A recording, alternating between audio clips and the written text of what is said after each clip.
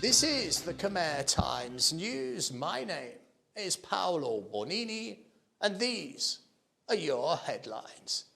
Hospitals are being closed due to them not actually having qualified doctors. Vulture ambulances are back preying on the wounded, and you will never guess how many chainsaws have been seized in the Cardamom Mountains. But first, to our headline story. When you walk into a hospital, you have already entered into an unspoken agreement, one where the hospital will render you aid and medical care to assist you in any way possible. And you, in return, will pay for this professional service, a service you assume will be administered by a qualified doctor. But this week, numerous hospitals have been shut down, as quite incredibly, there was no doctors, only unqualified staff dressed in white coats and passing medical judgments that could have very seriously injured or even killed patients. And to think, in the Hippocratic Oath, it actually says, "I will not be ashamed to say I know not." But in this case, it could have said, "I know bugger all." The Ministry of Health has closed down 4 hospitals in Phnom Penh. Reason being, for not complying with the laws governing private medical practice. For the 4 private medical centres were found to be flouting the rules. And that is an enormous understatement, for the ministry stated that the 4 clinics did not have any doctors in charge and there was not even doctors on shift duty. The ministry added that the clinics were non-compliant with medical laws and they were employing staff who did not have any medical training. I mean, none, not a sausage. So these hospitals were quite happily dishing out medicines with absolutely no training. It is simply staggering. And to think that on occasions they must surely have had to deal with emergencies such as traffic accidents or patients that were in critical states, and maybe, or should that be most likely, potentially some could have died prematurely due to their brazen incompetence. But this story gets even better, for the hospitals themselves confirmed their closures in a Facebook post, which said, "The board of directors are working hard to find ways to resolve the problem as soon as possible and wish their customers longevity and health."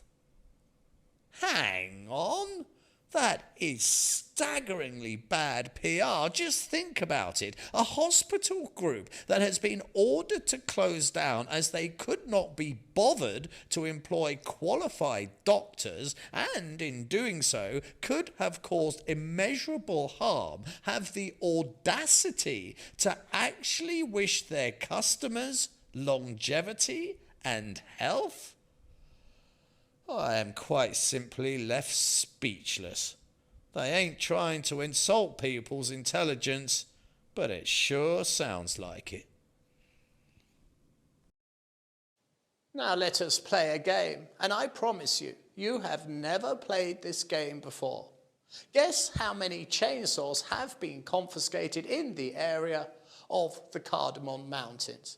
And so, we are playing fair. I will give you the time span as well.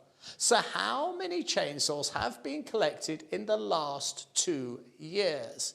Now, obviously, it's a bloody big number. Otherwise, this intro would fall flat on its face. But go on, you have a guess. There is 730 days in 2 years, so how many chainsaws have they confiscated? Well, hold on to your disbelieving hats, for the number of chainsaws confiscated in just 2 years is over 6,800. Can you imagine How many are still out there? But more frightening, the unspeakable damage that this army of chainsaws has done to what is a protected sanctuary. It is just astonishing that there's even a single tree left, as the scale of the assault on the forest is worthy of a horror story, where the land is left completely barren and devoid of any life. The spokesman said, "In the last 2 years, throughout Cambodia, we have collected 6,860 chainsaws in a nationwide campaign to prevent national resource crime. And we see that the Cardamom Mountains is at risk from hunting and snaring." And guess what? He ain't wrong. The assault on this national treasure is simply frightening in its scope. Over 6,000 chainsaws have been seized in the Cardamom Mountains, and over 100 people have been arrested in connection with illegal logging, and ministry spokesman informed at a ceremony. He also added that the law will be implemented to stop crimes on natural resources, crimes that include the plague of snares that are slaughtering the forest's wildlife, as well as the never-ending illegal logging. It all tells rather a tragic tale, for the number of chainsaws seized clearly shows the desperate situation the forest faces. And if this continued assault on the trees is not enough, the assault on wildlife is equally as terrifying, as over 100,000 traps were removed from protected areas, many in the Cardamom Mountains. But do you want another number to add to your shopping list of horror? You have your 6,800 plus chainsaws, you have your 100,000 snares, but how about adding 1,500 homemade guns? And all of that armory is in the last 2 years alone. Good Lord. I think I would rather be a soldier on the front lines of the Ukrainian war than a wild animal trying to avoid this mechanized wholesale slaughter that will leave parched earth and destroy an entire nation's heritage. Shocking images acquired by us at the Khmer Times show the dog meat trade is still very much flourishing here in Cambodia's provinces, with the worst offenders historically being from Siem Reap province.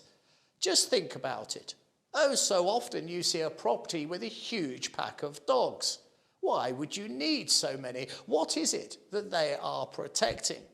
Well, of course, the answer is you do not need that many dogs, not unless they are being bred for meat. But here is what will make you wince, and I promise you, a wave of horror will go through your body. And I say this not to shock, but to show you the stark reality as to why this inhumane trade must stop. You see, our reporter spoke with a dog butcher, and according to that butcher, when it is time to slaughter the dogs, the cages are thrown into boiling water to drown the dogs, and then they have their fur removed. The dogs in cages, man's best friend, is hurled into boiling water to drown and to die in excruciating agony. How is that possible? How could anyone do that? Despite moves by authorities to clamp down on the illegal dog meat trade, and 90% of Cambodians saying it should be stopped, the trade and the cruel butchery of dogs continues unabated in provincial Cambodia. It is quite the social oddity, for 90% of people say they think it is cruel and unfair and it should be stopped, but they must also, with their other hand, be holding a dog meat stir-fry as who is eating all these dogs, for they are not being exported. This is not a trade reserved for a few old folk who consume dog meat, for it is their tradition. There is in fact a new influx of customers. After all, it is the basic rule of business. Supply is only propelled by demand. So there must be a whole new generation of customers, the very same, it seems, that say it's cruel and it should be banned. The images you have been looking at were shot mostly this week, and they show the dog meat trade operating on a massive scale. In this case, it's Banche Minche province. And just there alone, it was stated that 300 dogs a day are killed in that market and sent out in refrigerated trucks to other provinces in Cambodia. The meat is sold for $2.50 a kilo. But if those consumers saw the dogs being hurled into boiling water, their eyes bulging and their bodies convulsing in sheer agony, then just maybe they would see that that price is way too high. There is a menace on the roads, and at night time they silently cruise the streets hunting for their prey. And these entities have given birth to a name, one I'm rather fond of, for they are extortion ambulances. At an accident, these unlicensed ambulances will speed to the incident, aiming to be the first to grab the unfortunate victim and claim him as their own.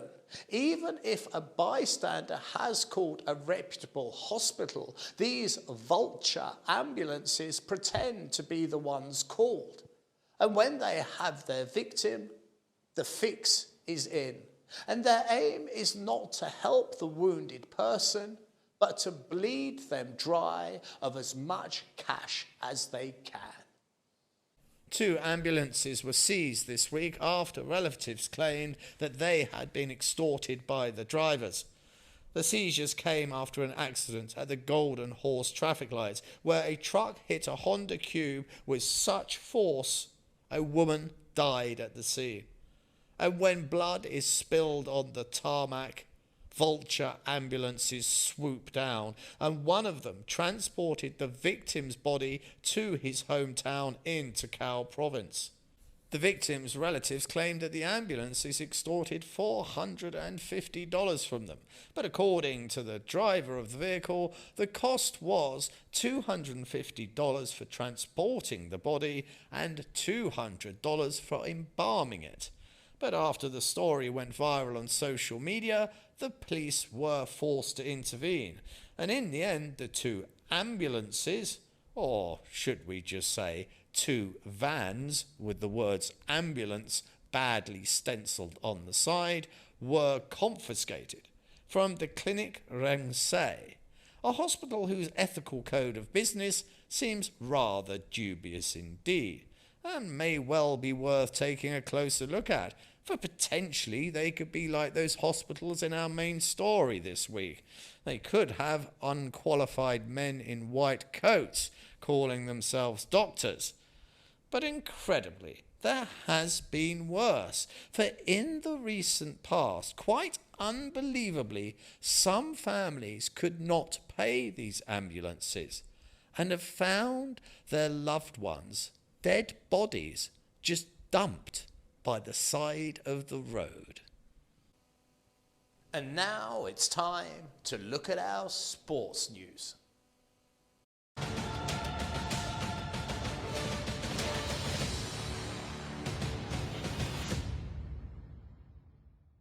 Here are the most pertinent of the Premiership results, and the one that counts above all is in the top right-hand corner, and this is for Chris.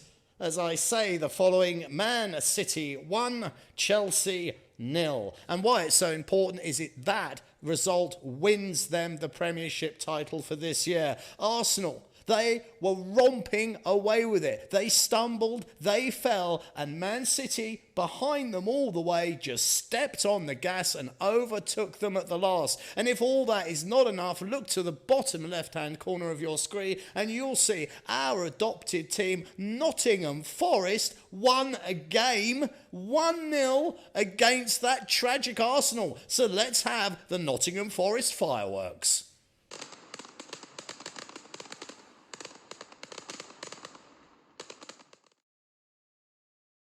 It's time to have a look ahead and see what the weather has in store for us next week.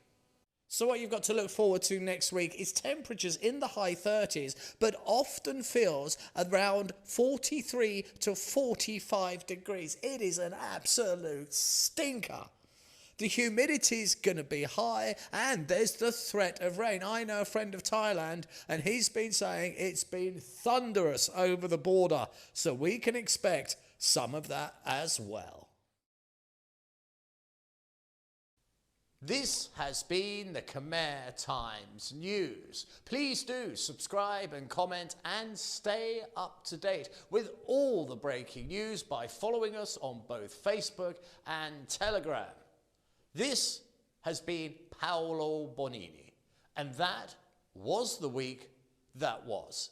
I'll see you next weekend for your weekly roundup.